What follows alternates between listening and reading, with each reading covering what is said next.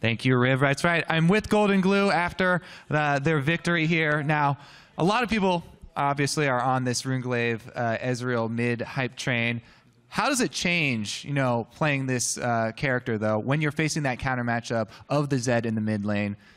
You have to play really passive and scared, because if you mess up once, you know, you get solo killed, and then you're like useless until you can get all your items, which will be delayed because you died.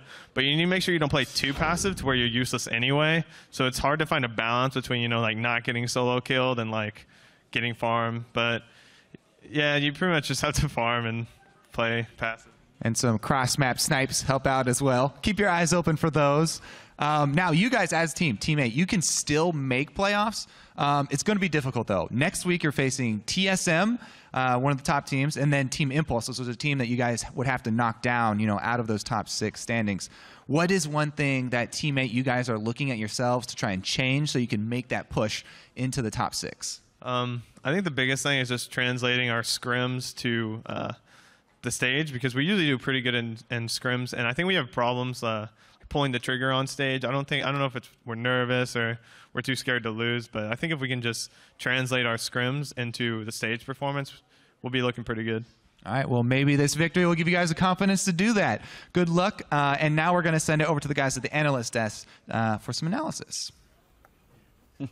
That's a good thing to do on the analyst desk. I do want to start looking at Cloud9 here. We saw the Zed locked in. Ooh. I know a lot of people out there, when you saw that, are thinking, well, that'd be great on High, right? Or even on Incarnation, because he's been lauded as a fantastic assassin player, and we haven't seen him on it yet. However, 40 minutes of gameplay, 18 levels.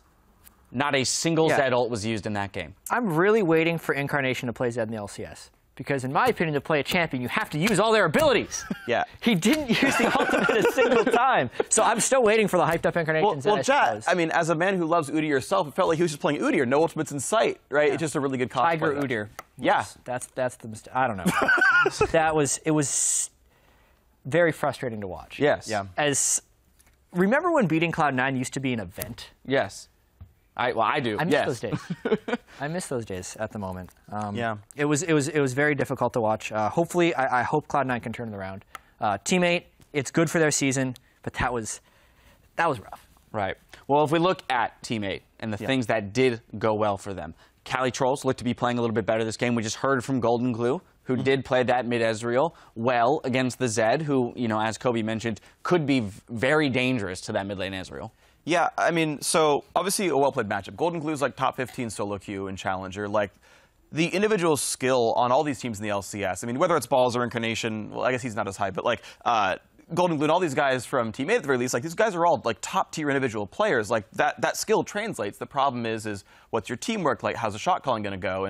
And when Golden Glue said that their big issue from scrims was that, well, they got really gun shy and they weren't actually making good moves in the game, well, Porpoise was. Porpoise got a ton of great ganks off early game, and it was back to Porpoise, who almost carried his team to playoffs.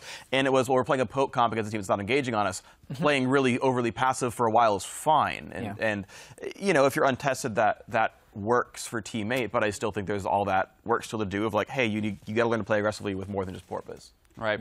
And ultimately, this does set Team 8 off on the right track when it comes to chasing down that final spot for the playoffs. And I guess they've got their eyes on Team Impulse and CLG. Do we have opinions on, you know, which of those two teams they're more likely to knock out? Yeah, well, based on the trends we're seeing this week, Team Impulse was looking up. They had one of their only 2-0 weeks they've ever had in the LCS.